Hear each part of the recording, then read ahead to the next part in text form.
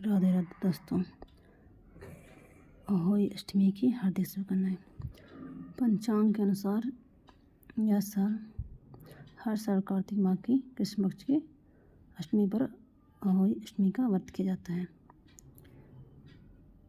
यह इस बार 13 अक्टूबर को किया जा रहा है। इस दिन पर माताएं अपनी संतान के उज्ज्वल भविष्य और दीर्घायु के लिए निर्जला व्रत करती हैं। तारों को अर्घ देने के बाद इस व्रत का पालन किया जाता है। इसकी तो बहुत सारी स्टोरी है। एक स्टोरी ऐसे भी है। एक नगर में एक साहूकार रहता था जिसके 7 बेटे और 7 बहुएं थीं।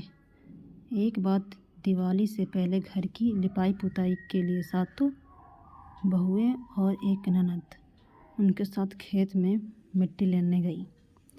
अनजाने में साहूकार की बेटी की कुदाल से एक सेही के 7 बच्चों की मौत हो गई। इस पर स्याहू ने क्रोधित होकर उसे श्राप दिया कि मैं तुम्हारी कूख बांधूंगी। तब साहूकार की बेटी ने अपनी भाभियों से यह विनती की कि उनमें से कोई उसके बदले अपनी कूख बंधवा ले।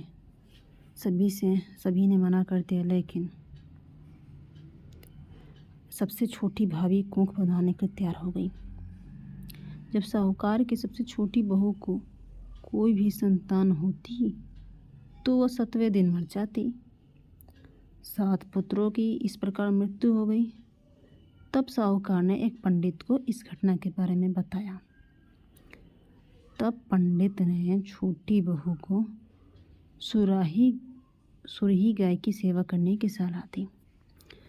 सुरही गाय छोटी बहू की सेवा से प्रसन्न हो जाती है और उसे स्याहू के पास ले जाती है। रास्ते में थककर वह दोनों आराम करने लगते हैं।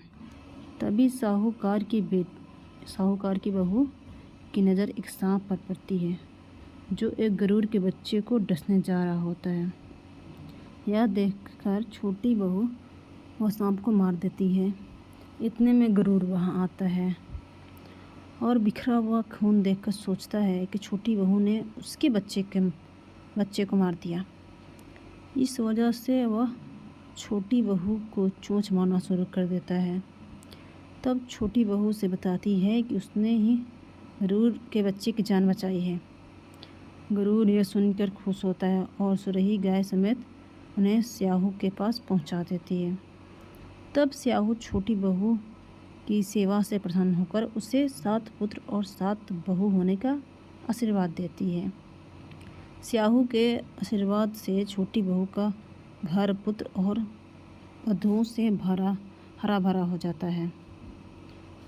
तो तब से माताएं ये व्रत करती हैं। धन्यवाद दोस्तों। राधे राधे।